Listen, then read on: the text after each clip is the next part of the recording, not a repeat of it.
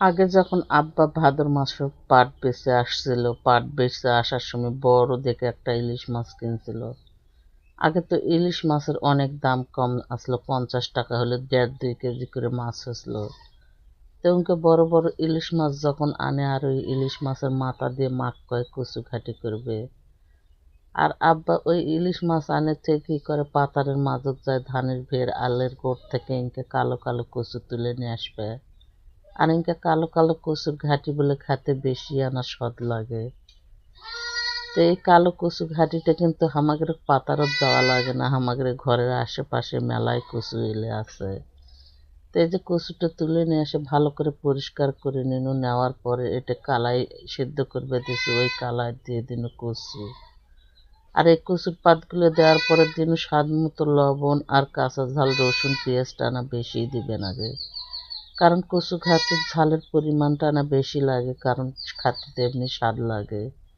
আর এই কচু ঘাটিটা যখন এই যে সিদ্ধ হয়ে আসবে পুরোপুরি একদম একবারে সেই রকম ভাবে, তখন একটা দই নিয়ে ইনকা করে ঘাটি করলে আর এই ঘাটিটা যে খাতে এত পরিমাণে স্বাদ লাগে।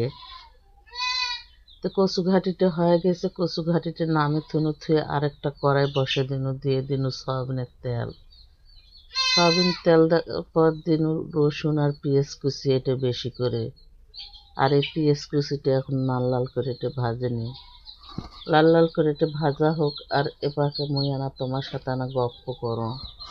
এই কচু খাটতে আসলে একটা অনেক কষ্টের দুঃখের কথা মনে পড়ে যায়। বড় বোনের বেটার বউ আর বেটা আসে মোর বাড়ি, ঢাকার থাকে চোল, যখনই আসে তখনই আসলে এই ইনকে কচু ঘাটি করবে ওই বউটে। আর বউটের হাতের তরকারি এতই স্বাদ হয়। তো একদিন মুই বাজারত যেহেতু চেম্বারত থাকো, বিকেলে চলে যাও আর মোর বেটার বউ আর ওই ভাগ্নে বউ শুদ্ধে কচু তুলে আনছে। আনার পর ঘাটছে আর টিপ টিপ করে পানি হচ্ছে।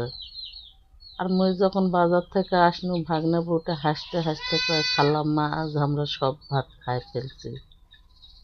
মুই ফের কচু খাইছেন, খাওয়া ভালো হয়েছে। কছে আজ কটু কচু ভাটা এতই ভালো হয়েছে, আর তোমার বেটা এতই ভাত খাইছে। ওই ছেলেটা ফির কচু ঘাটি এতই পছন্দ করে। আর এই কচু ঘাটি করবে আসলে সেই কথাটাই বারবার কানের মধ্যে বাজে। আজ দেখো আমরা সবাই আছি আর ওই হামাঘরে ছোট দুনিয়ার মায়া ত্যাগ করে চলে গেছে,